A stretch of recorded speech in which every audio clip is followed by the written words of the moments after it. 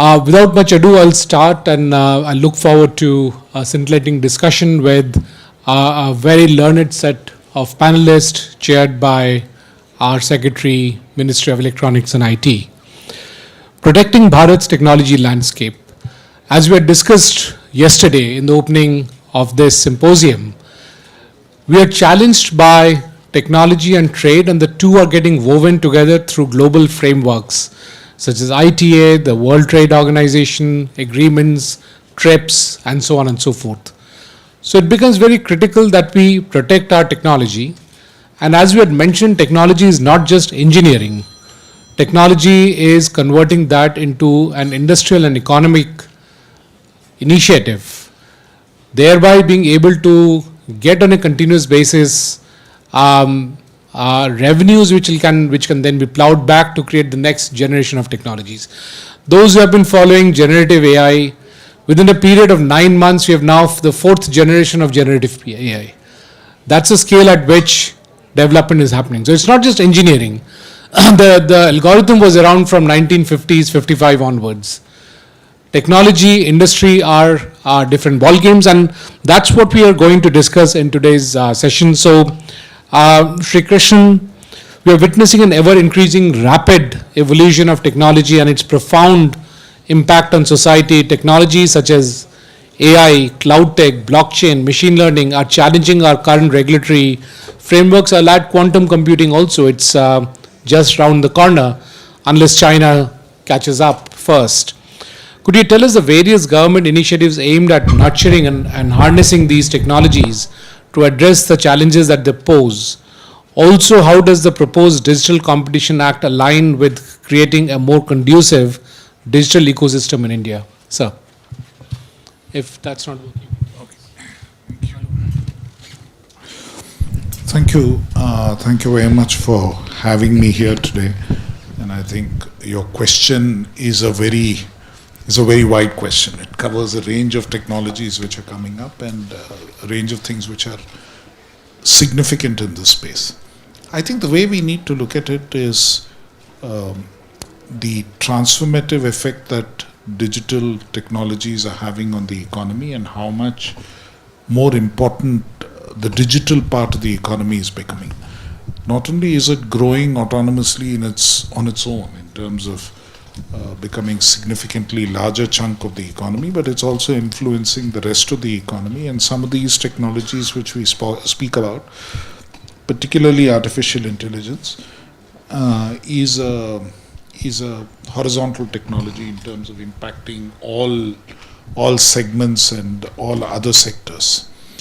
Therefore, I think the crucial thing is being prepared for the technology in terms of what kind of impact it's likely to have, and making sure that this becomes the moment, a transformative moment for India, or a point of inflection for India in terms of actually riding the technology wave to see the kind of growth that we have always aspired to see.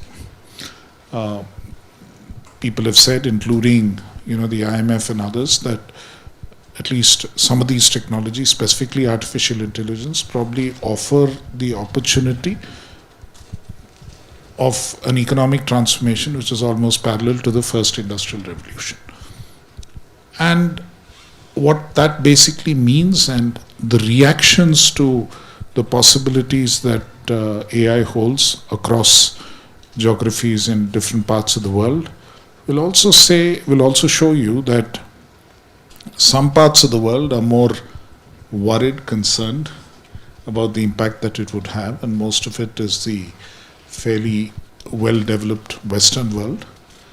And certain other parts, including India, are much more open to the possibilities that this technology holds in terms of probably this is the moment that we can actually use as our own. And I think the government's thinking on such technologies also reflects this particular belief that we need to, while protecting against whatever ills the technology can bring and protecting against the kind of harms that it can cause, we have to be open to the possibility of what the innovation itself offers, the possibility of transformative growth that it offers.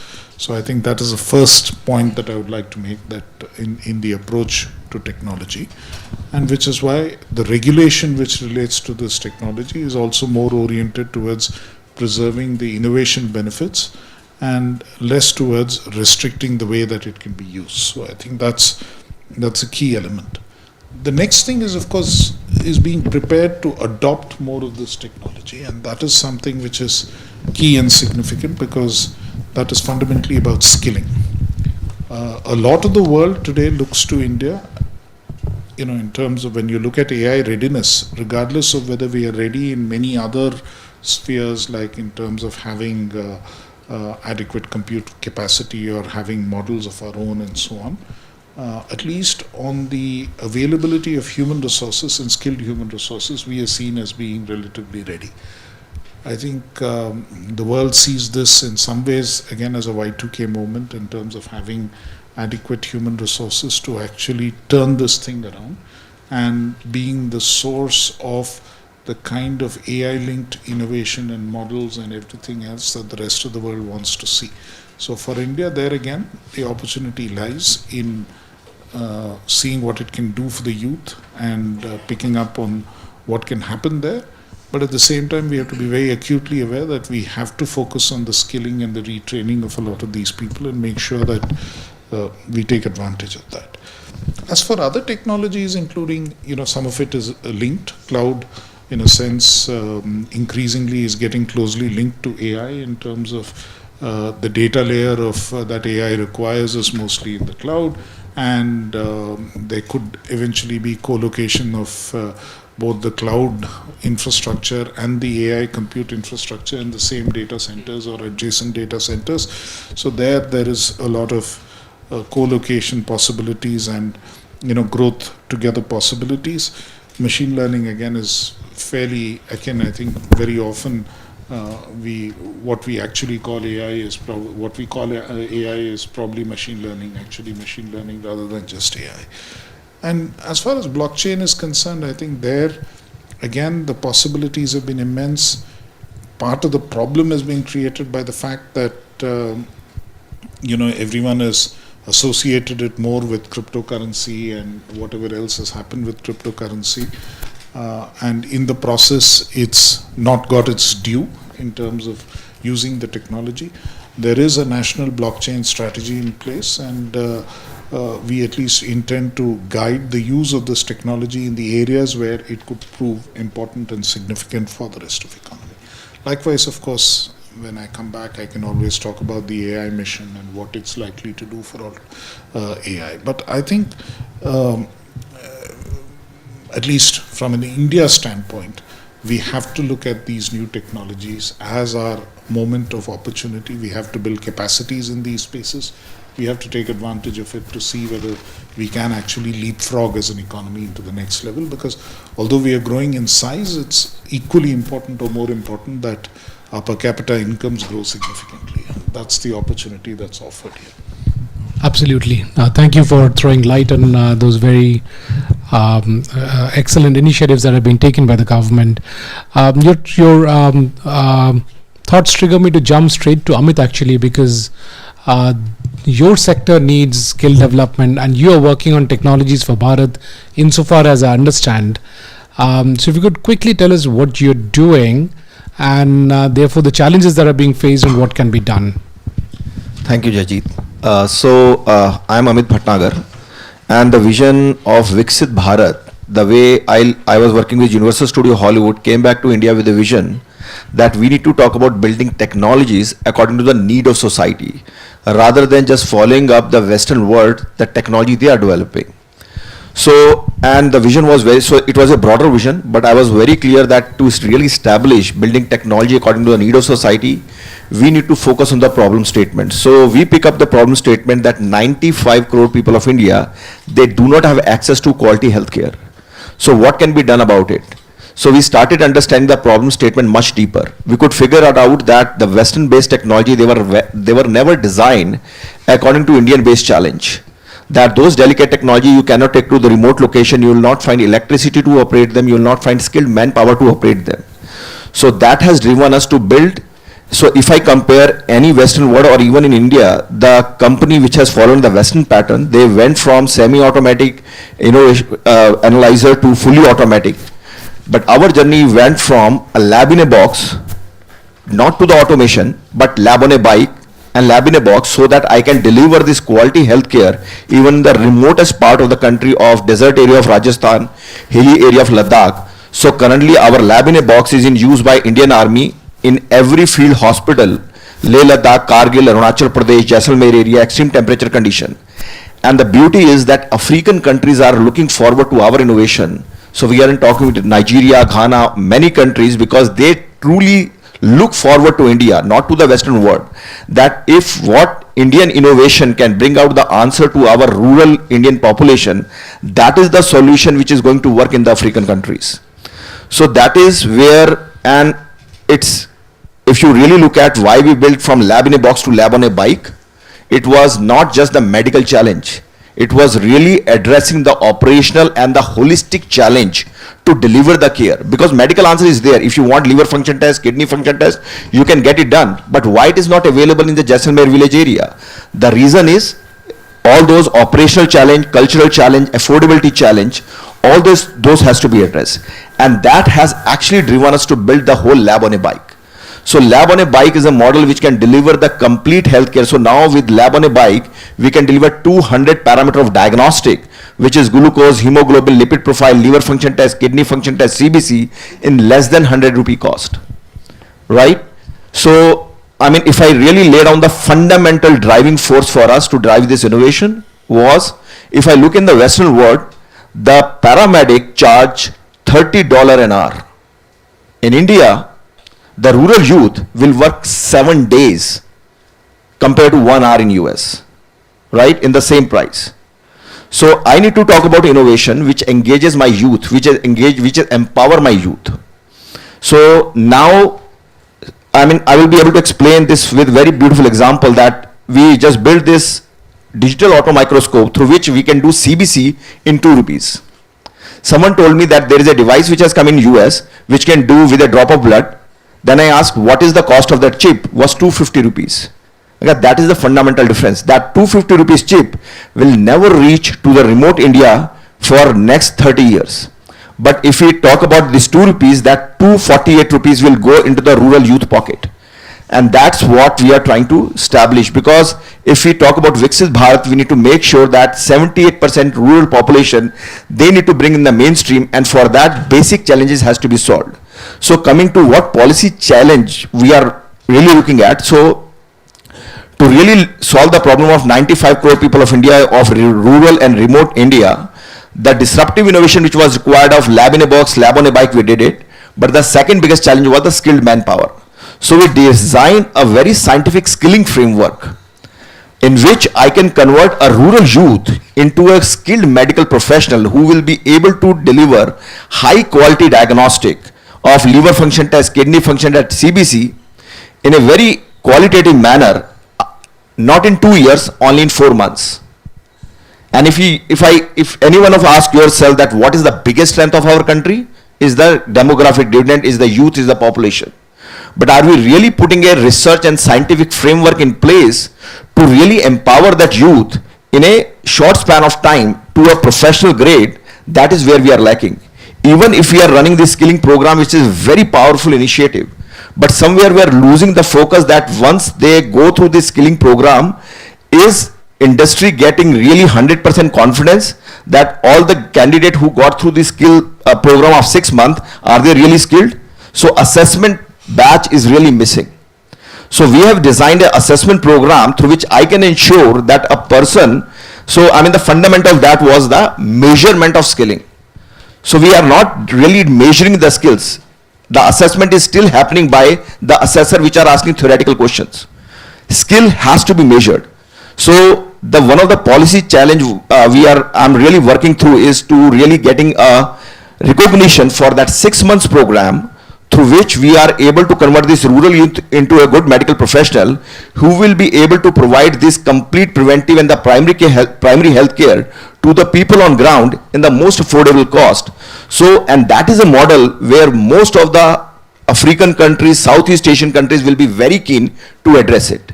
Now, second part, as an innovator, when I travel this journey of really taking a society issue and building the whole solution, the challenge I faced at a government level where I really want a policy level shift has to be looked at, that when you are valuing the innovator, you cannot treat them as a vendor. So even many state government has adopted our solution, but I was just a provider of a product to them.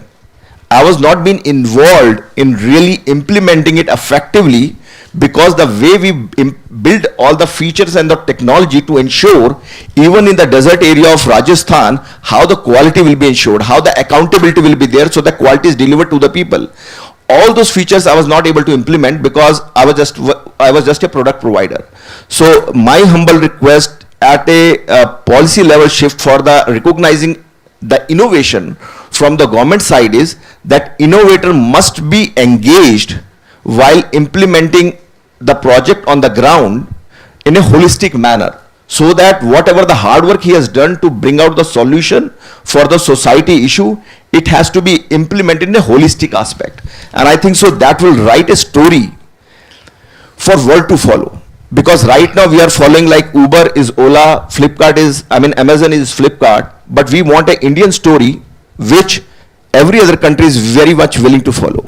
Thank you. Thank you, Amit. I think that gives us a good insight into what's happening in Bharat in that sense, and what kind of technologies we need to develop, and how it has to be a whole of society approach for addressing the problems of society. So I'll move to Dr. Sasikumar, and you led the initiative of creating an alternate to Google Play Store, the M-Seva. In fact, C-DEP had held a seminar in this room to promote M-Seva and its understanding, and we held a workshop here. So we understand that NEGD is taking the initiative forward, but how can India's tech policy framework be strengthened to effectively address the challenges posed by digital monopolies, and what does organizations such as CDAC can do to support those initiatives? Thank you, and happy to be part of this gathering. So, App Store is something that we started building a few years back when we were doing the mobile seva as a service, and to realize that the government related applications can be put at one place and easily accessible and all that. And with the Digital India movement, it has got a fresh lease of life and said it will become India's App Store. And so we have been working on it for the last couple of years, building all features. So feature-wise, it's quite comparable to what Google App Store or Apple App Store are providing. But we have also taken the view that we will not allow any apps to be onboarded unless it is security clear, which usually these agencies do not impose. So the idea was to make sure that the users have or those who download things have a more comfortable experience, that what they are getting are quality solutions. However, I think we do have challenges in terms of getting the numbers, more people to bring it up. Maybe for let's say a startup, putting it on Google App Store looks more interesting or more relevant because maybe the clients are also there. So this is one place where we are finding a challenge in getting at least India developed apps to be loading on our App Store along with other options. So we are not saying it should be completely exclusive, but so that is something we are working on. But there's also a question of, for example, so let's say I download the DigiLocker, I download something else. Now, how do I make sure that these two guys can work together? Because I think the current movement in, I think government applications is also based on open APIs. So that the various solutions that different agencies provide can actually talk to each other. So that you have an open API. But how do you actually support it? I think that is one place I see agencies like CDAC coming in, because defining these all APIs and sustaining them, because with the periodic revisions etc. is a challenge. So the other day when I was talking to somebody, he said, we have banks digital, we have insurance digital, we have one organization digital, but they still can't talk to each other because there is no, there is APIs also, but it's not open API, it's not compliant that everywhere. So I think that is what we should look forward to, so that everybody can do their digitization on their own, and eventually they should be able to just seamlessly work together. And I think that will make it enormously powerful, that the apps actually move to services and services talk to each other. So that's the kind of thing that we should. So what's coming to our mind is that the British had a rule that for any book released in India, one copy should go to the library in Calcutta. And I'm just wondering whether we can have a rule that for every app released, the one copy should be hosted on the government app store. Absolutely. So I'll leave that as a thought. Obviously, there will be many people who will have issues with such a policy, but let me just leave that on the table. Moving to Commander Madhvendra Singh, you have been working very closely with MSMEs and technology MSMEs in the initiatives that you're taking up. What are the challenges faced by the tech MSMEs and startups, and what is the role of MSMEs in strengthening the technological industrial might of the country? Thank you. I would really like to thank Captain Day and Dr. Bhattacharya for this opportunity. In fact, recently I had a David Sachs napkin graph moment with one of my colleagues, and as seniors we always advise them, have you bought your first house? Have you bought your first car yet? He said, no, I'm never going to buy them. And I was like, why? He's like, I'm living at 20 degrees and a 5 minutes life. And that is really amazing concept, 20 degrees, he likes to spend his time all around the year in a 20 degree zone. And he books on Airbnb, and he travels all around the world, and he's actually draw a graph on a napkin to tell me where all he is visiting this year on a 20 degree map. And he says, wherever I go, I really don't have to own a vehicle or anything. He can literally order a cab in 5 minutes, and he can travel wherever he wants at any point in time. So there is the kind of the migration that we are looking at. In fact, when it comes to the Indian ecosystem of startups, I would agree with Mr. Amit. He recently said that in one of the FICCI seminars, we discussed this point. Are we looking in the right direction when it comes to the development of the apps in India? And that's like somebody showing you a torch, and we are all walking towards it. So that's very important to actually notice, that if we have to bring in our own ecosystem, we look at the problems that India is facing. But that comes with its own challenge. And because of the limited time that I actually have looked at the 5 factors that are important. 3 are within the circle of influence of us, and 2 are outside of the circle of influence. But they're very important. The 2 outside of the circle of influence are the markets and the regulatory and the laws. And the 3 within the influences, one is the finance part of it, the data, and third is, what do I call it? The technology, of course. So talking about the markets, see how the global behemoths are acting, and how the Flipkarts got taken over, the Myntra, the Flipkarts taken over, how the Alibabas are being treated, how the various jurisdictions are behaving. So in the previous session also I asked this very pertinent question, that what is the depth of penetration that we have in the rural market? As the global digital behemoths, they have the access to the global digital markets, but they also have the access to the accessible digital India that we call. And that is just about the 10% of the India actually. And so is with the Indian startups also. We are also subject to the same accessibility, and unfortunately there is a big amount of potential that lies where the government can really pitch in and do a lot of work, is bringing high-speed internet, 5G enabled internet to the rural India. The UPI is a great success story, but there also we have the Google Pays, the Paytm and the Phone Pays ruling the roost. So ultimately, if the markets have to open up, first is there are 3 aspects to it. One is that, of course, we look at the rural India, so the Indian startups can have that leverage, that we have our own hinterland to basically access. That kind of a user base or the customer base can be utilized for the growth and the scaling up of our own startups. That's very important, which is 90%. Now, if our startups have to grow and scale up to the size of Googles and Amazons that we talk about, first thing is the finance part of it.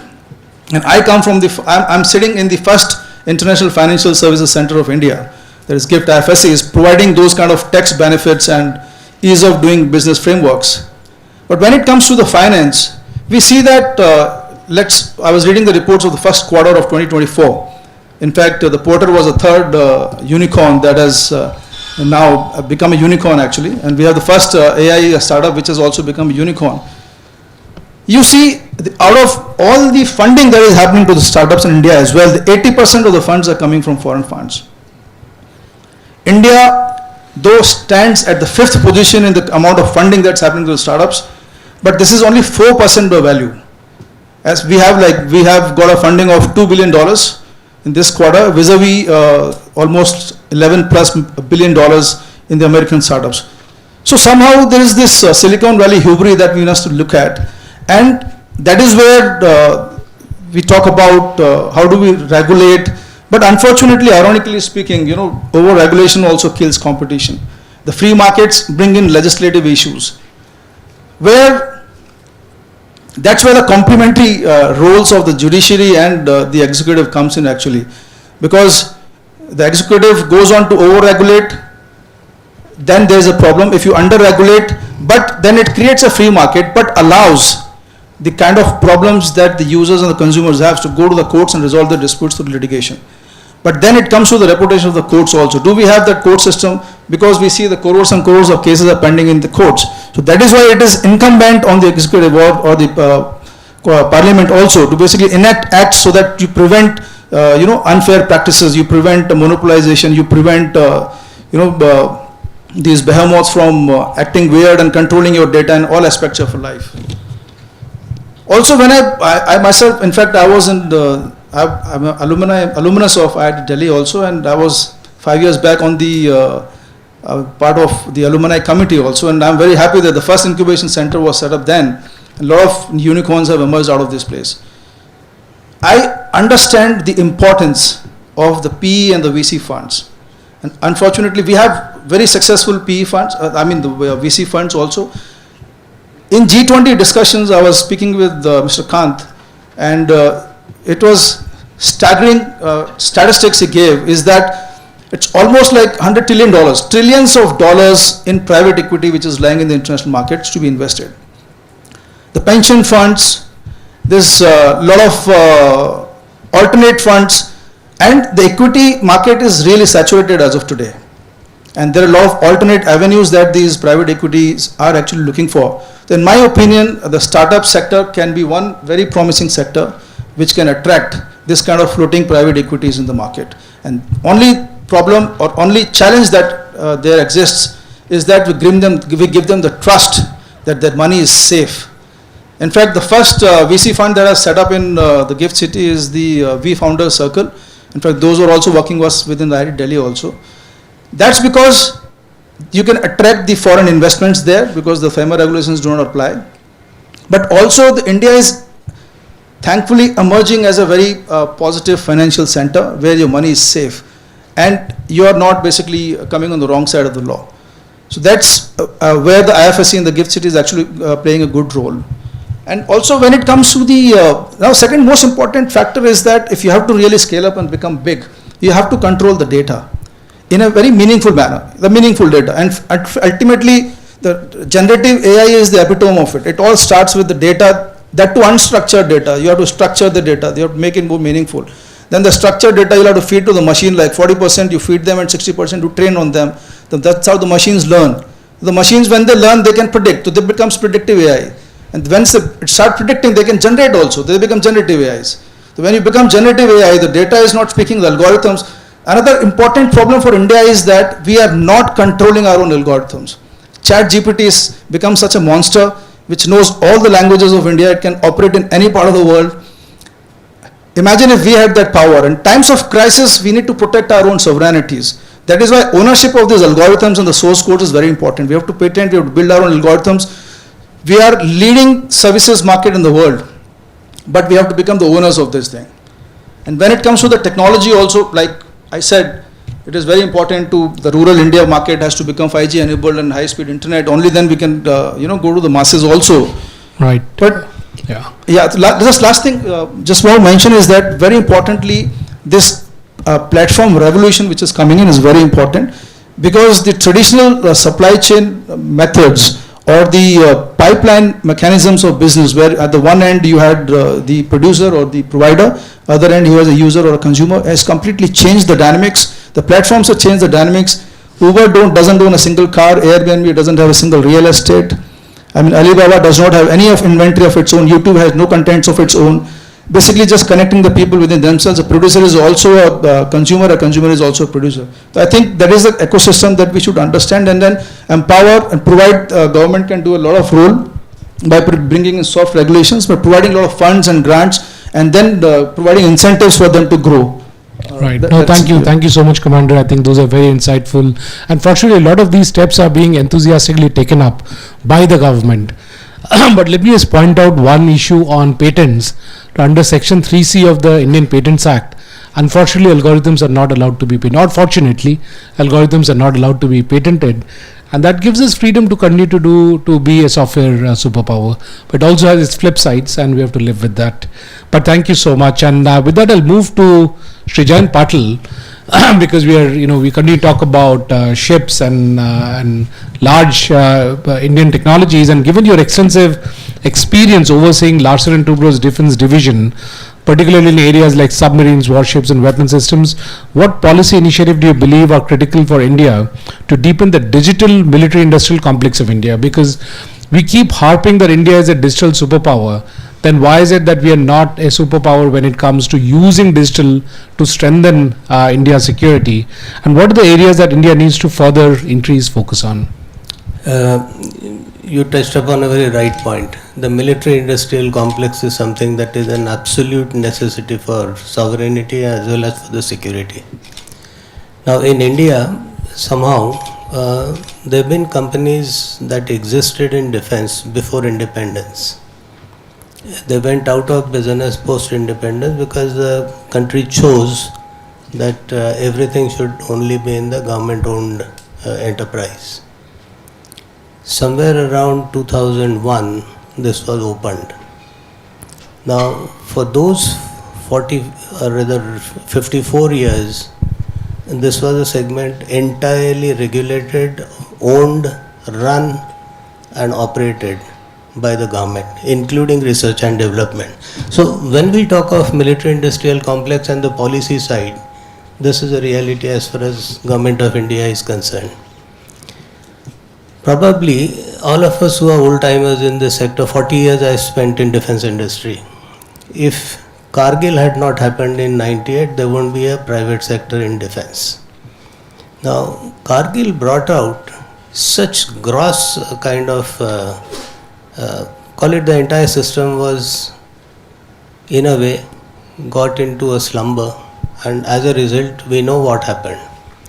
Now this brought in enormous amount of soul searching, debate, and that's exactly when it was decided that unconditionally it must open. Now huge policy changes were needed to make that happen.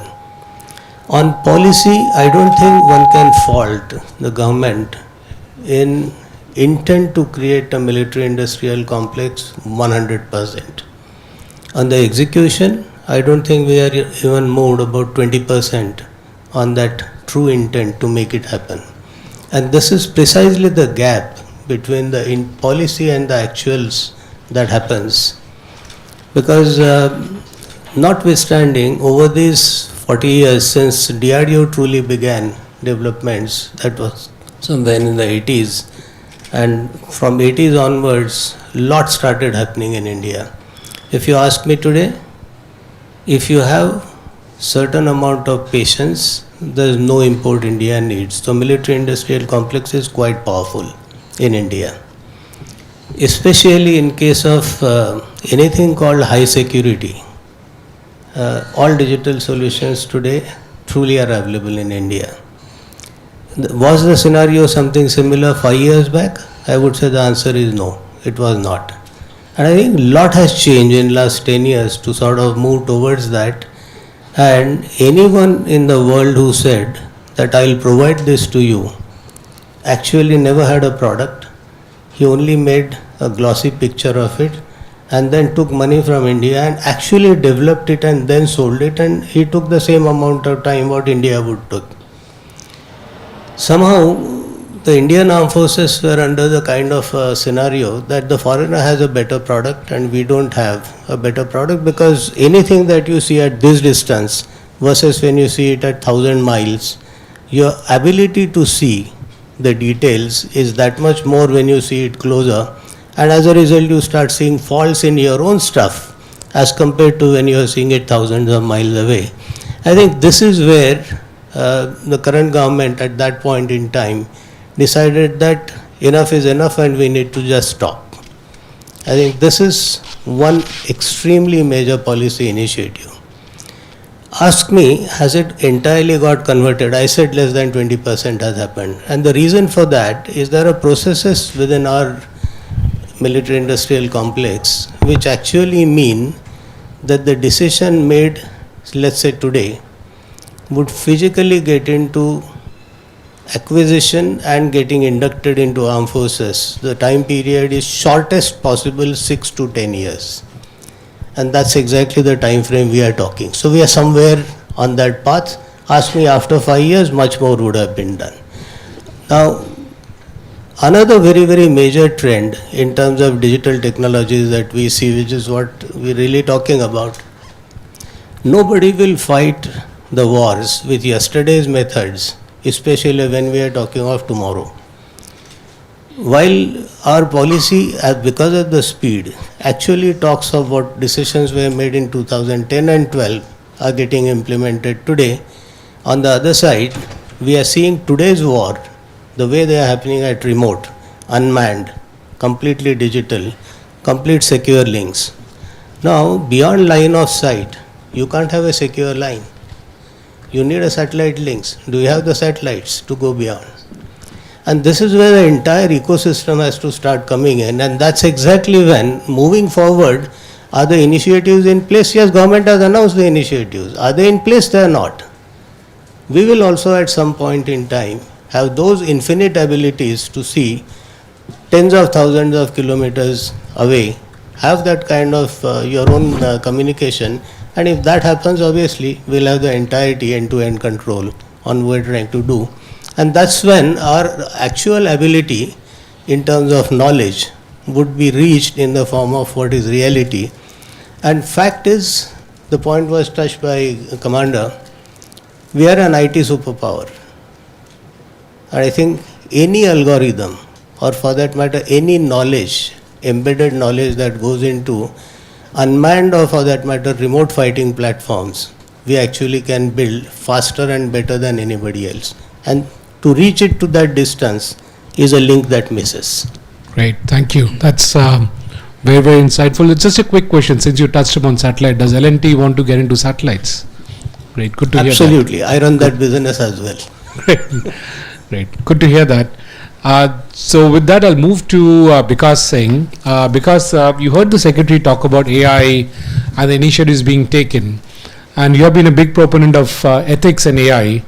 And also with the same breath, you talk about a light touch regulation. But ethics and AI does require heavy regulation, right? Because it has deep impact on people. So how do we make sure that there's a balance between the two, that at least some part of AI moves forward while at least the consumers are protected with a heavy regulation? No, thank you very much. And Jaijit, knowing that Secretary has to move, I'll be really, really short. So the narrative that we are trying to drive, and we have found some amount of traction in the government also, is to try and look at regulation from two buckets. One is for business AI completely separately, and the consumer side separately. The point that we have tried to make comes in from our experience in multiple other geographies. Primarily because it's a low risk one, because most of the risks are already covered between the contracts that we have. So that's the narrative we are driving. We are seeing some traction, and so far it's been working very well. If you look at the revised advisory that was issued by MeitY on 15th of March on defects, actually ratifies that, because that, in my opinion, is probably one of the best advisories that I have really seen in recent times. I mean, the second one especially was that. So with that, I really want to leave it back to the Secretary, knowing his time, and over to you. I mean, we can always carry on the discussion later on, but that's all. I mean, so that narrative to try and treat them into two different buckets is the very, very short answer that I want to leave behind. Yeah. No, thank you. And I believe what you mean is that is enterprise AI is only when the AI deals with enterprises, and therefore they don't need any hand-holding. I mean, they do, but it can be Much lesser. Fair enough. The touch can be. So, sir, coming back to you, and you've heard various views. I'll give you my microphone. That there is a lot of efforts happening on the ground, which obviously you're well aware of, and with your background. But what are the technology areas that GOI has identified for accelerated growth, and what is the role of private sector that you expect, and the VCs and startups that Commander Madhvendra was talking about, to support the government's vision? What are those specific areas? I think there are 2 or 3 specific technology areas that we're looking at. You know, if you look back in history, we are, as he pointed out, an IT superpower, and we became an IT superpower partly by following a set of policies which made available a lot of the hardware to people at, zero customs duties and so on. But in the process, it also killed off our electronics industry. So virtually killed it off. But yes, I mean, those were a choice which was made. We gained some, we lost some, so that's fine. But I think there's an opportunity now to go back and look at the electronic industry and see what can happen there, because I think what the pandemic has taught us and what various other things have taught us is that resilience is very crucial, and we should have capacity of our own in these areas, including on design in particular. And I think another wing of L&T is talking to us on the semiconductor dreams of what they have in mind. And okay, and the approach there, I think it's an interesting approach, and I think it's an important approach which government also supports, that we must have a design capacity in this country, and design needs to, we have to have products really. And increasingly the notion is that even in the software side and on other areas, we need to become a product nation. In fact, MeitY has set up a little task force under the Principal Scientific Advisors chairmanship to advise us on what measures can be taken to make India really a product nation from being purely a services nation. It entails certain risks, it entails certain bets which businesses have to place, and in the hope that they would make they would make substantially higher profits. I mean, it's a risk they take, and the rewards should be there for them. So from that perspective, the technology which goes into making electronic hardware of various kinds, including semiconductors, is something which is very, very high priority for the government. And I think we are supporting it. We are putting our money where our mouth is, at least as far as this is concerned. The Indian Semiconductor Mission is probably the most generous industrial policy measure that I know. I mean, this is my 35th year in the civil service, and I have not come across any other policy measure which is as generous and which pays out on a pari passu basis, which means that we are sharing in the risk too. So I don't think we can really ask for anything which has been more generous or more supportive of what needs to happen in the tech space. So that, I think, indubitably is probably the highest priority. The other priority which we are looking at right now is AI, in terms of the opportunity that it holds. And there again, the story is, one, create capacity through multiple channels to make sure that compute capacity is available. Two, make sure that we develop certain models which are specific to India. There was a thought here saying that, ChatGPT-4 or models developed overseas are able to do everything in Indian languages. True, but equally not true, because some of the biases, etc., in terms of what they use and the volumes of data that they have access to is an issue. So there is still, I think, data which is India specific, which can be sort of used in that space. So second is the model. Third is the, of course, the data cleaning up and the data platform, which is important, which is enabling. But the last bit, which is really significant, is the applications and the way that it gets applied to a range of sectors and what can be done there. And all of this, I think, is critical and important. And just coming back to that famous advisory of 15th of March, which he was mentioning briefly, I think the attempt there was fundamentally to try and see that, again, the approach is to say that at least people who create these large models should be responsible enough to tell us what they are doing and tell the public in terms of what has been synthetically generated, so that they are able to make out where the risks lie or what kind of issues there are. And just pointing out that we, in some ways, the old laws are more than adequate. I mean, if you're telling a lie or if something is misleading, it is misleading under the 1862 IPC as well. So, I think the definition of all that is fairly clear. It's just that we have to enforce the law in certain cases. If it is misleading, it is misleading. But, I think too much is made of.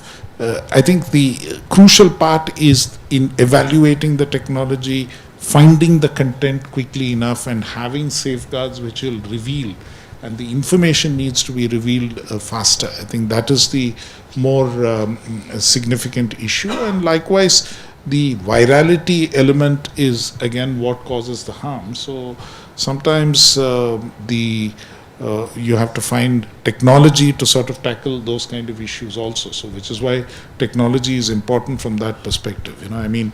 The Vishnu Sahasranamam has that one line which says, Vishnu is called both Bhayakrit, Bhayanashanaha. That is, he creates fear and then he destroys the fear. So technology is a bit like that. You create the fear and then find a way of destroying it. Very well put, sir. And I'll probably plagiarize that from you. I'll quote that multiple times. I also understand that you need to leave. If that's the case, then we'll take a quick pause. Allow me to leave. Sir, then I will just quickly hand over the memento to you, take a picture, and then we'll continue with the discussions. When that's done, can I ask sir a question? Not on the Sure. Why don't you go? So, would you also be looking at something like creating champion sectors for AI use cases rather than leaving it to the market?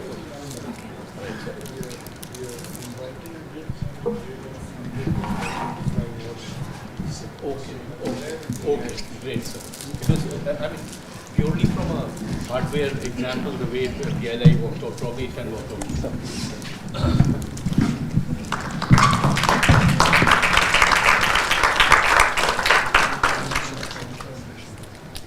If you could just step out,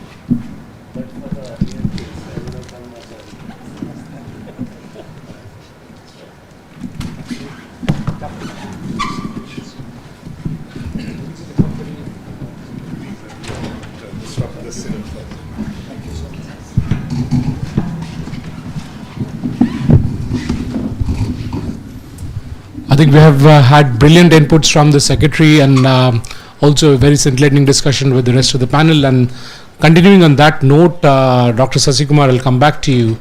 Is how can India's tech policy ensure that digital public infrastructure like the UPI remains open, inclusive, and conducive to competition in line with the original objectives of fostering innovation and inclusive development? Let me give a little background to that. What we are observing, and in fact I had myself written an article in Financial Times, that it's ending up being a duopoly of two companies which are both held by US-based organizations. And therefore, what started off as an Atmanirbhar initiative of UPI doesn't seem to be so on the ground. So how can we look at these issues? How can we preempt these issues and solve these issues?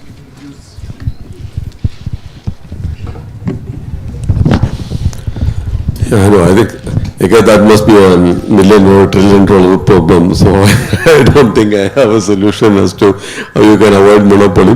But I think one is the this UPI story. If you look at, it's not just one agency that we are able to bring so many agencies who can level play and compete with each other with the same technology. So I think that to me shows that that approach is the right thing to do. The government brings the API and make it open and let the entities come in and compete. And I seen a similar example with I think Ministry of Education under the National Education Policy created something called India's Education Architecture. And I read that, I also liked that, because the same idea that let the people build whatever they want, but they should talk to each other with some well-established interfaces. So I think and also going further with all this AI and other things coming in, what exactly is a bunch of lines of source code going to do is another question for us to think about. Because as people are already saying that, you know, the AI is going to write the code, there are already some systems which are so in LinkedIn and all that saying that it can actually write code. So more than source code, we will need to look at next level what you can protect. And MeitY, Open API enabling interaction and interface is one aspect I think you can look at. But another aspect is data protection. I mean, for India also, now data is no longer some relational data sitting somewhere or my Aadhaar number or this, but I'm there everywhere. I mean, my personal data is sitting everywhere. You know, all the digital cameras, surveillance, in records, punching, AO, etc. So how do we look at enlarging that ecosystem so that this level of data protection also happens? So because that's the next dimension of privacy, right? So I think there are these challenges, and what can we do? One is to create this Open API structure in detail. So for example, while there in many cases we are talking about making Open APIs, I think there are very little Open APIs actually available.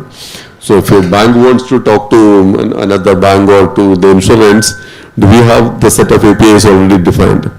So otherwise, if you don't define it, then people will already create their own APIs, and then, you know, making all these things are not going to make work.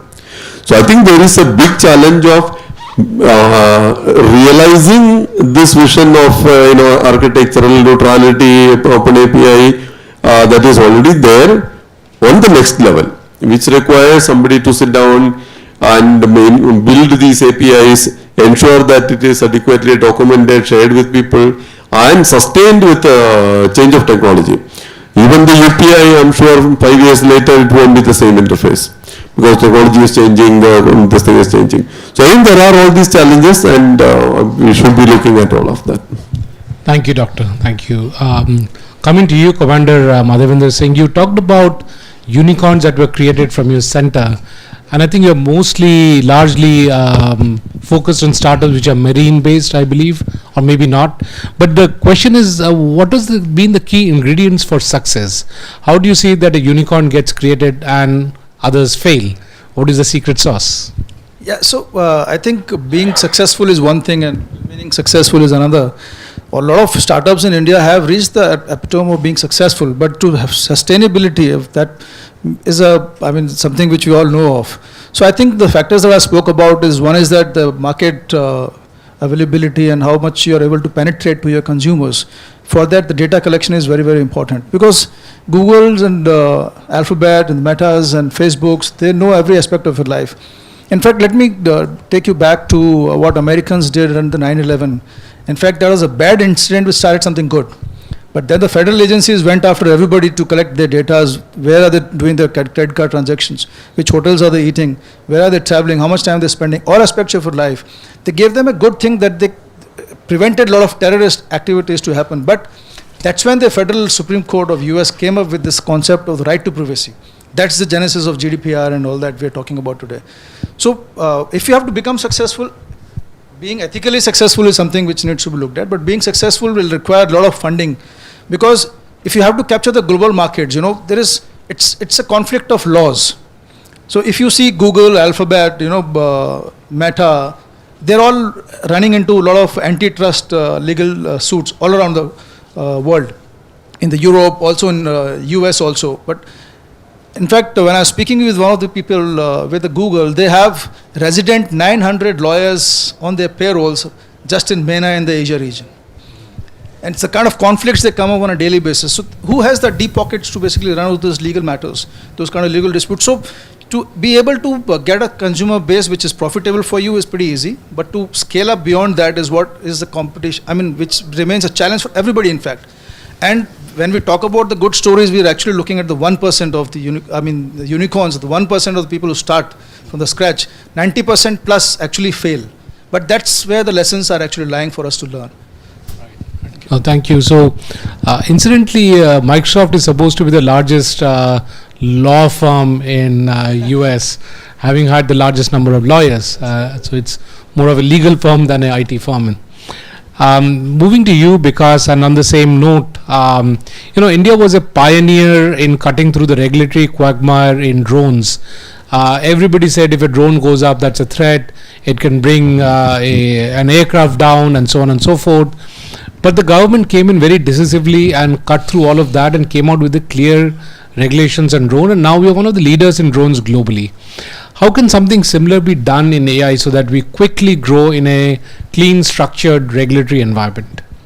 No, thank you very much. So, and it's not just in drone. If you look at, we've done that in space also now. So we've actually done that. And while in drone we did have to come up with regulation, in space obviously we are much more liberal. So, I definitely feel, and that's exactly what I was trying to pose to Secretary also. If you don't go too much back in history, and if you just look at the PLI example, probably something that we can learn from there is something that the G20 Sherpa used to talk at that time and now has become a reality, is to probably look at a couple of champion sectors in whatever you want to do. Don't try to do it all across. So even in AI, the moment you try to, make it all encompassing, your regulatory aspect becomes slightly difficult, and you're creating more potholes for that. And all those things that I had jotted down as to what needs to be done, and I will just read out, is that there's a long way to go in ensuring that correlation between, AI development and the research papers coming out from our technical institutes. If you look at today, almost 70 to 80% of AI-related technology is actually schooled in just 3 countries, by the way. US, China, Japan, that's about it. Rest, everybody is only playing in the 20%. And one of the biggest correlation that I drew in last couple of months while studying out was a huge amount of correlation is between the research output that is coming out from there.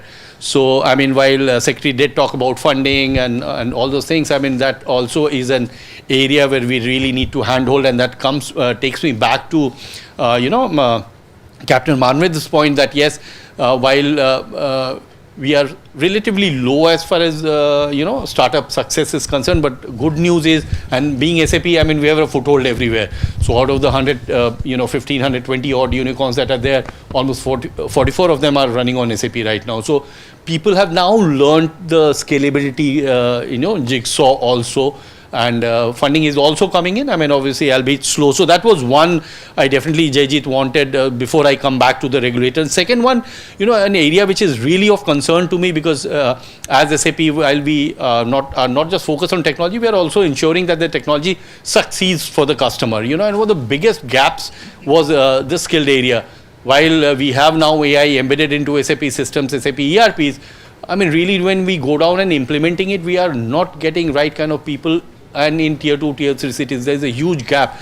And when I try to dig deeper into that, one thing that has been coming out is while we are sitting very comfortable saying that we have a huge talent base, there is a huge migration also which has started off, and if we don't arrest it now, it's really going to flow to some other country wherever there's there. And 3 countries which are actually the highest on AI talent migration at the moment, declining side of it, are India, South Korea and Israel. All 3 of them are facing a similar problem.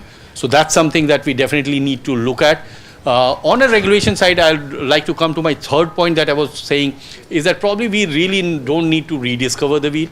The approach that we have taken in GPAI on international collaboration, I think is the best approach. Secretary reiterated that, saying that the balance between innovation and regulation, they are conscious about it and they are trying to look at that. So that's the area that we should really look at. 15th March, regulation that I talked about is really moving into a philosophy or jurisprudence which is all about self-regulation, till you are bringing in transparency and trust element into whatever you're doing on the R&D side.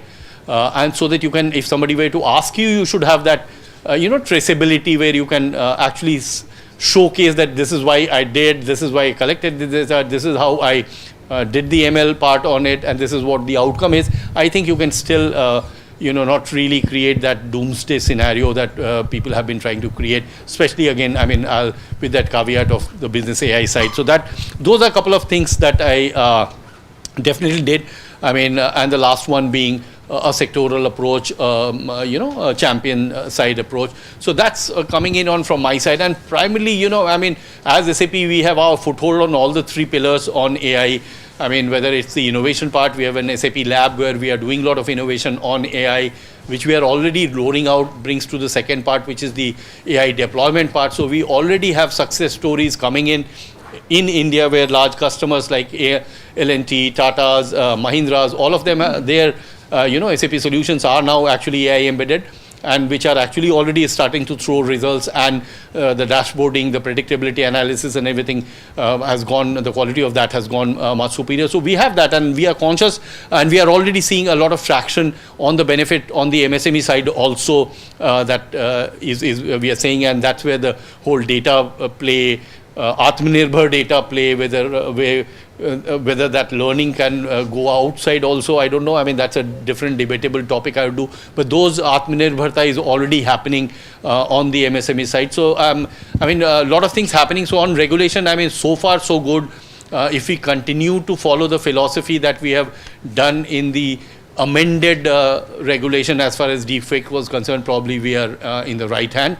GPI actually said that, and I hope that we follow that in letter and spirit. So that's all from my side. Yeah. Thank you, Bikas. That was very, very insightful again. Moving to Shri Jayant Patil, how can policy interventions promote a vibrant and resilient tech ecosystem in India that not only fosters innovation and entrepreneurship, but also protects the interests of consumers and smaller players in the digital economy? Because a lot of time they are being taken for a ride and we are having these frauds happening. How do you make it a more resilient startup? I'll start exactly where I stopped last time when you asked me.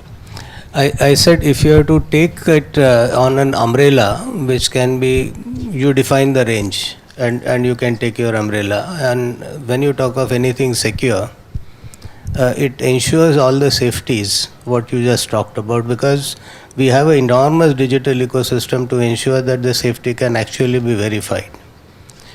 Now, when you are dealing with something which is going out, and that's the point which the Secretary actually brought out, we brought in the telecom revolution too fast, made everything else easy, so that zero equipment production started happening in India. And this is exactly where, having run the extreme high security domains, you actually understand that your biggest weakness today is the chip or the basic building blocks. And that's essentially where the basic building block is something which is going to be taking it all over. Next segment is how do you take your range all over? And that's where the satellite comes in. We've been the launch vehicle builders, I must tell you, exactly 54 years now. India's first satellite flew on L&T's rocket that was built for ISRO. 1971, it started. 79 first launch was on L&T's rocket. This year we'll actually see, another 4 months down the line, the PSLV built by HAL and Larsen Toubro actually flying, fully built by industry, not by ISRO.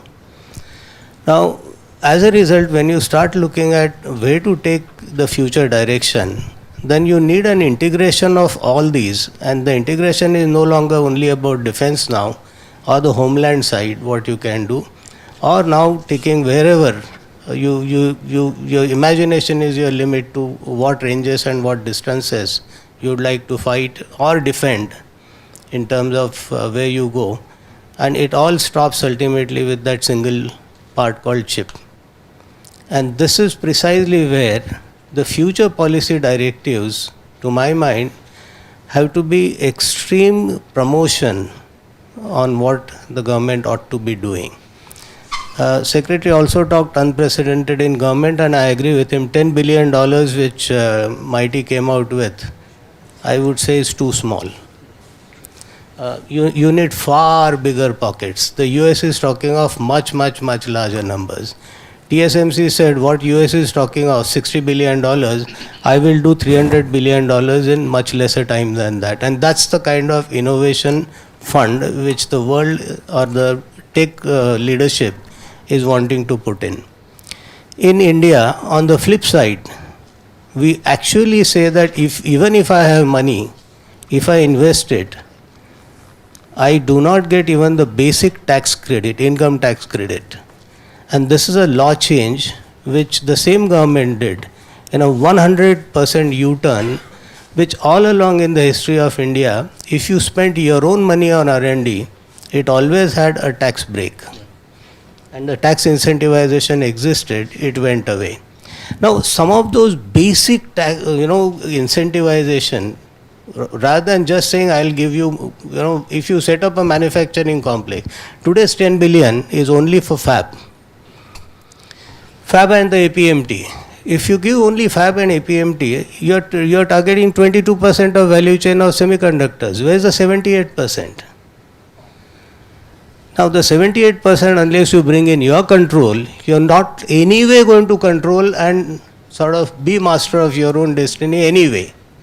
And anything which right down to a common man being duped or not duped will depend on what kind of control you are able to assert and what steps in policy we need to take.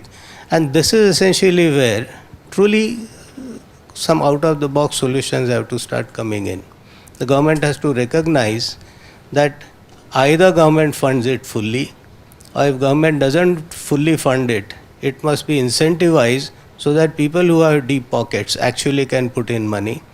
Those who don't have deep pockets get an access to the global capital, bring it in India and invest. Today what happens if you are an angel investor and you put in money? Your money, when it grows through that unicorn or whatever, is today taxed. It doesn't happen worldwide. So we are saying that even if it is not my money, government doesn't give you, you bring in money from anywhere, I'm going to tax you. And this is precisely what last 2 years the capital is not coming into India. Startups are actually struggling to get fund. Now some of the basics of our taxation side, which the government somehow gets into collection of revenue and increasing revenue towards only what we know as 3% of the population of this country. 97% anyway doesn't pay tax. Now there's a limit to which you can flog those 3%. And this is precisely some of the basic reforms completely out of the box that need to be getting in, without which money won't come. Till the time money won't come, you won't have truly Indian designed and built entire ecosystem, right from a component to complete systems. And once you have that, you can have checks and balances with everybody's biometrics you have.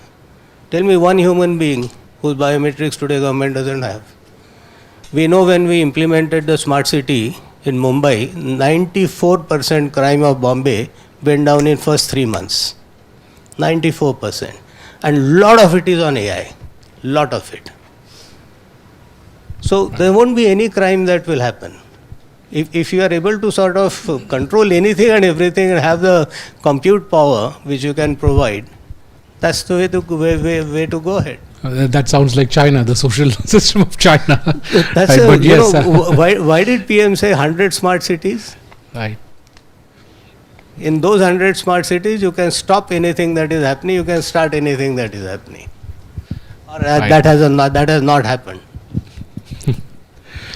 Right. Yeah, there's so much to say on each of those issues. I'm just holding myself back.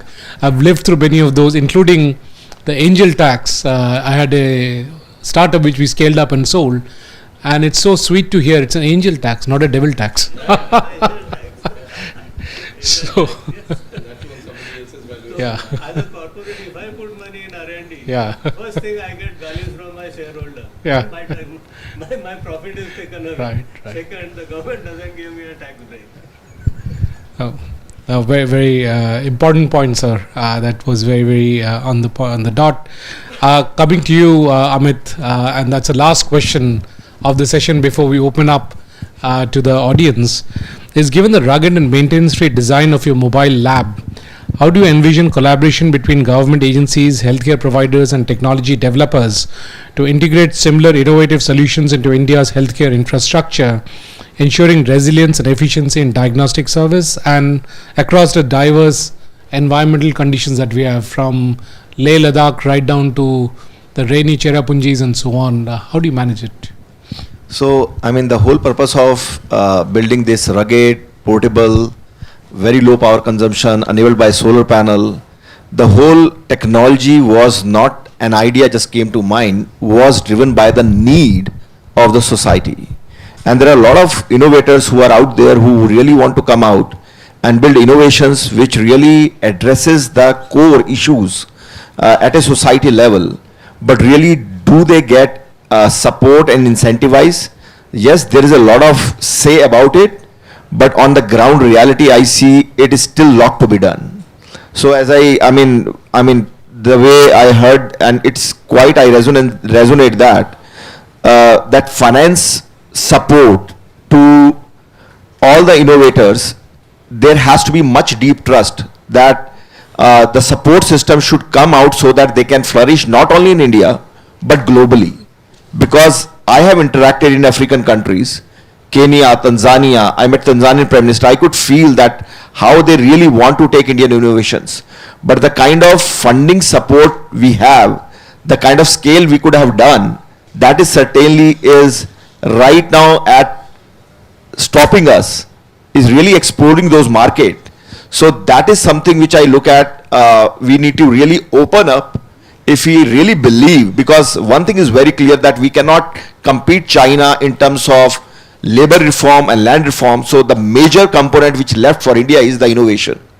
So we need to look at that, we need to put much deeper trust in the innovators and really bring out financial support, especially for the solutions who are targeting is the solution at a rural level, right?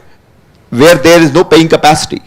So it means somewhere the support has to come out in much stronger manner so that scale up can happen and those stories can be actually replicated by those other countries because they are looking forward to it, to us. So really combining this, and one of the answer I gave in my previous answer also, the question I is being asked right now, is the innovator has to be looked at as an innovator, not as a product manufacturer. You know, so innovator means innovation with lot of features, lot of answers to that core problem statement. These are small solutions which innovator has built because he sees the problem and then he build an answer. But once it is being dealt as just a product vendor, the holistic aspect of the innovation was never implemented on the ground and the outcome is not established.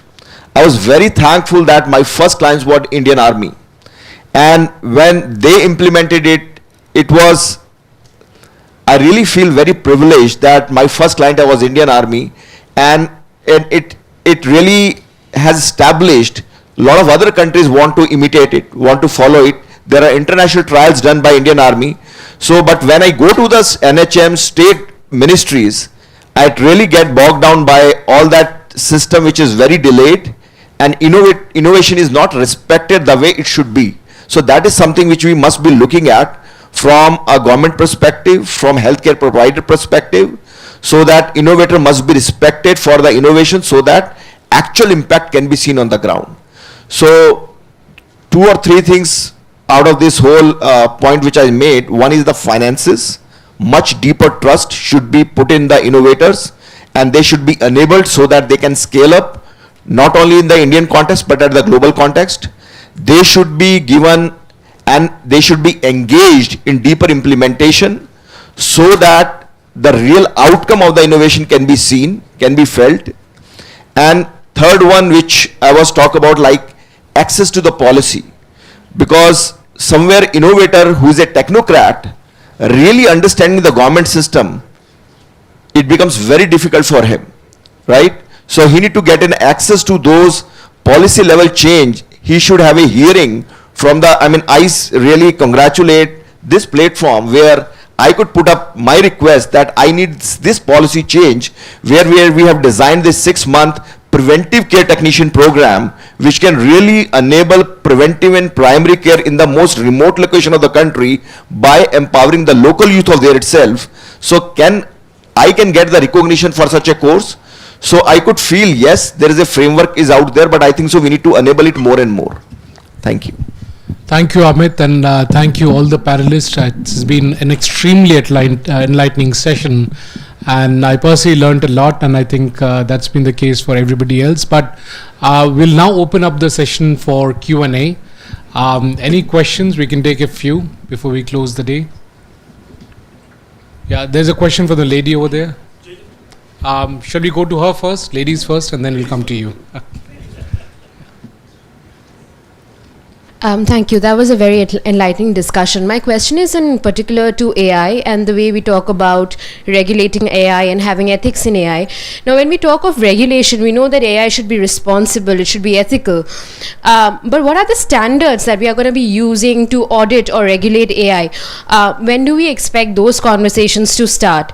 Right now, we know that when developers or companies are deploying AI, there are some de facto standards which can be seen in model cards or open source codes. But the problem with de facto standards, even though they are very useful, is that they are not consistent, which is also where the scope for light touch regulation in AI comes into picture.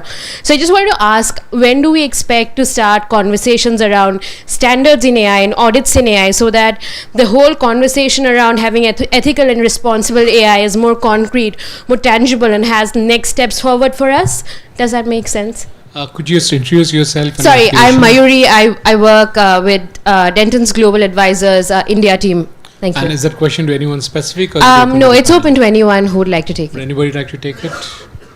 Bikas, since you're the AI person.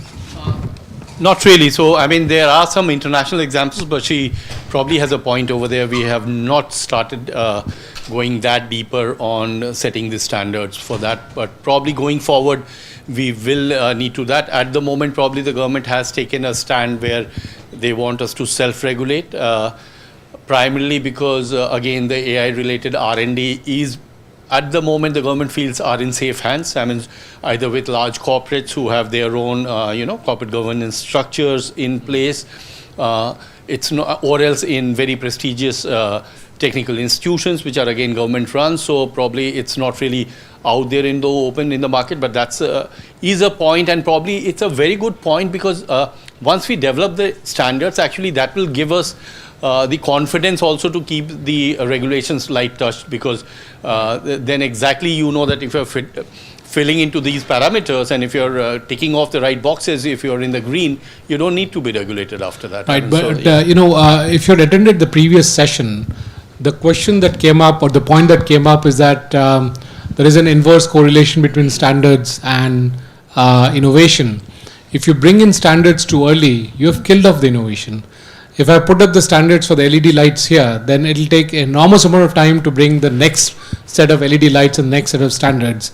I'm not entirely sure whether we have reached that level of innovation in AI that we can start bringing in standards, maybe regulations, maybe frameworks, but standards a little far off. But I think you want to add something. Yeah, so when we talk about standards in AI, they're nothing but the standards they're using for otherwise privacy of data and GDPR compliances and any other ethical business that they're doing. I've been in discussions with professors of the Queen Mary and the Stanford, and they have been talking about in the law field, the ethical AI and the legal practice. So ultimately, when you talk about the standards that you have to develop, that's a very valid point. In fact, don't bring in standards too early so that it kills innovation. But the standards are going to be nothing but all other ethical standards of practice in business. That's what has to be implemented in AI as well. Having said that, let me also, since I have an opportunity, let me tell you that we are actually sitting at the cusp of an AI colonization right now. There was a time when people were actually talking about AI too much, but they've suddenly suppressed it. They don't talk much about the AI, what's happening around. But because they have realized, the mammoths have realized the real potential of AI, the kind of things it can do. So this is the right time when we build our own ecosystems and capacity to really innovate in the field of AI.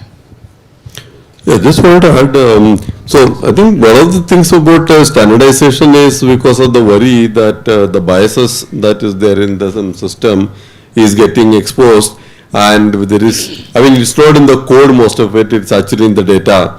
So how do you ensure that people are using a balanced set, and if I fiddle with the data set, you can actually create behaviors which is actually not correct and not ethical also. So I think the problem is much more deeper, because it's not a code standardization, it's not data standardization. What do you mean by data standardization? Who ensures that fair distribution of data is used, etc. So I think as everyone is saying, maybe a little too early, partly because we don't even understand what to standardize and how to do it. But there is worry at the outer level that we should not create something that is, the Frankensteins or the, those kind of effects should not be created. That is the worry. But what is the path to ensuring that worry doesn't happen? We don't know. I can only give one parallel. When the IT business of India started happening, it was always joked that it grew because government didn't know what the hell is happening. So if it was regulated, imagine those days, the IT would have been one of those small sectors in India. We are IT capital of the world because government just let people do what they know best. Now the self-regulation actually points to that. What your conscience tell you is right, do it. If your conscience tell you not to do it, stop it. If I may add, there was no Ministry of Information Technology, and the industry was up in arms. They did not want it. No tax, no Ministry of IT, no service tax, nothing exists. And it's not that the government let them do what they want to do. The government did not even know they existed. I think the NASCOM story. No product was going out. It was all going. I hope that answered your question. There was a question here, and then I'll come to you, Amit. Since India is pretty long in space with lesser than Hollywood movie cost, we are doing wonderful. Now scenario, all those space affairs are handled conflicts. Every discussion happen under the UNICTRAL. Now, is there any center there in L&T or anywhere in India to study about the policy, how to handle the conflict in the space affairs? Because UNUSA, United Nations Office for Outer Space Agency, pretty much working right from 1958. We even after 2001, we don't have. I don't see even a brick have been moved. So I like to get an answer from you. One, if there is nothing moved, I need 30 minutes one-on-one session with you in your office, and then we can take it next level. And second one, to Commander Madhav sir. Right from 2022, Boris Johnson told like a $10 trillion available there for UNFCCC. Since then, I've been just going through all the, I'm not from a finance background. So I'm going through all the MBA curriculum in India.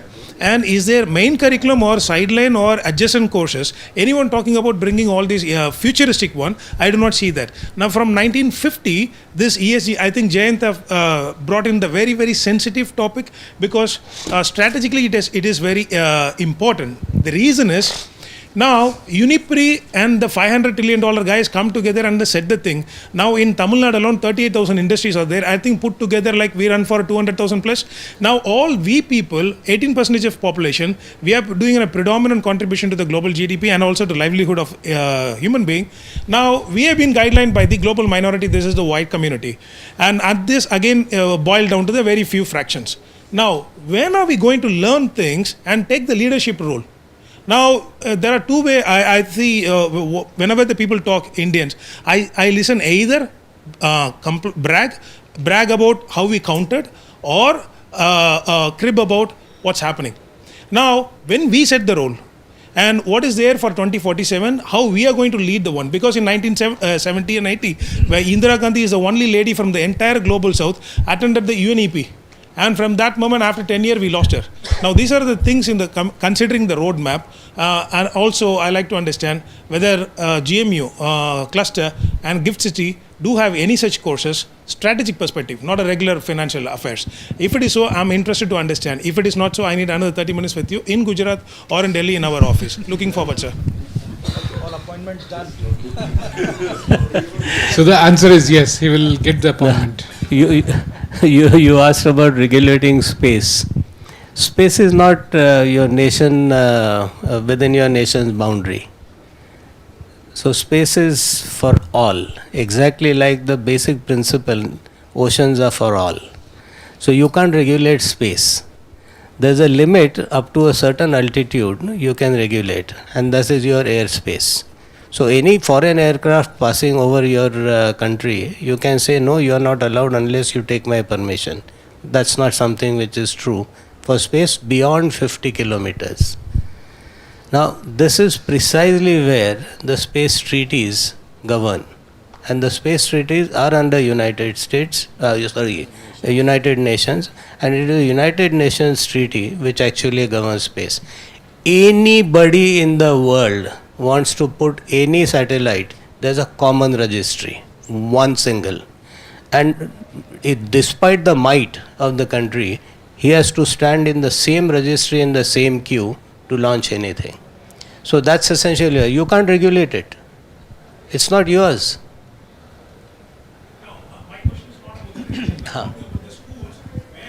No, you said whether we have something. You cannot. Forget about private company or Government of India. Government of India cannot regulate space. You So cannot stop I think you somebody's can take it to the 30-minute satellite flying over appointment your that you're country. requesting for. Because it can't. won't be a quick answer. Yeah. Probably a correlation on what we are, and that's exactly what GPI was all about. You Yes. have to come out with a global norm. Yes, yes. Now, his question probably, I mean, definitely It's Atmanirbhar complex. There's no question. straight answer. Yeah. No, and okay, fine. I, as India, as a growing country, as want to have that seat over there on Security Council, on these councils, and that will only happen with time. I mean, you really can't. Permanent invitee in a way.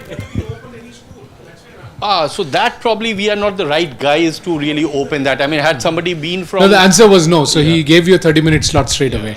Yeah. So last question of the day, Amit, to you. Sure. There's a Captain has to answer something. I thought I escaped it. You put me in the spot there. With the 2-second answer. Yeah, basically your question was, one was about the leadership and second was about the courses and the fintech and what we're doing. See, the success starts when you accept. I know, yeah. See, success starts when you accept. If today we say India should manufacture its own semiconductors and nanochips, yes.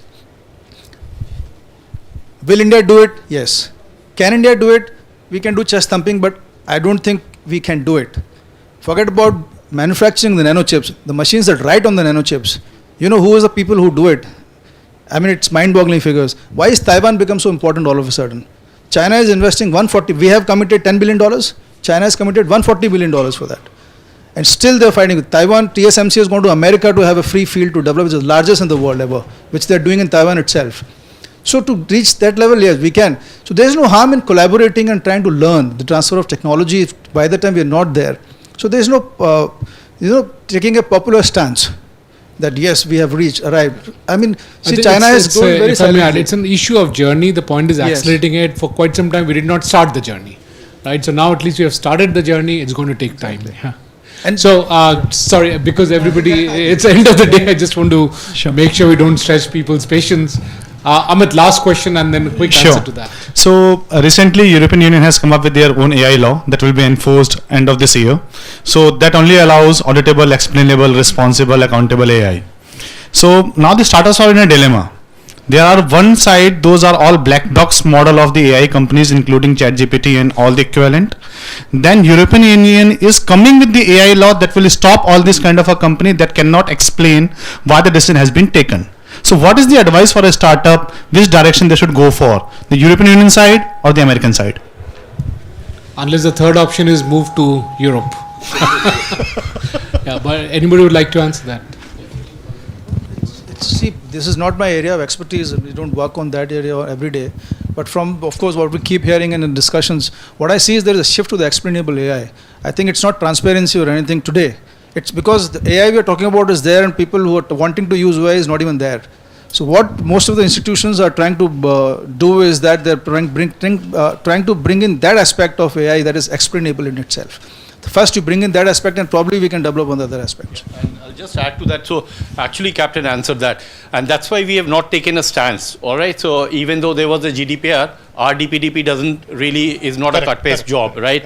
Same thing is going to happen, and the government has been very, very categorical in coming out with that. GPI actually established that at a global level, and we have that necessary, kind of weight now with the global south supporting on this thing, where that's how the whole debate on innovation versus regulation has come in. A quick this thing for any advice for startup, if it actually becoming an issue, was what Mr. Sasikumar and Jaijit mentioned about. See, at the moment, what you can do at the moment is create those logs, keep them as transparent as possible, so that as and when a new standard comes in, you are able to fit into those systems. Otherwise, if you start thinking too much whether this is going to happen and that is going to happen, that's probably not a concern you should really be bothered about. You are an Indian company, you are an Indian startup, till you are following Indian laws, even international laws will respect that particular thing. So I don't think that's too much of a concern.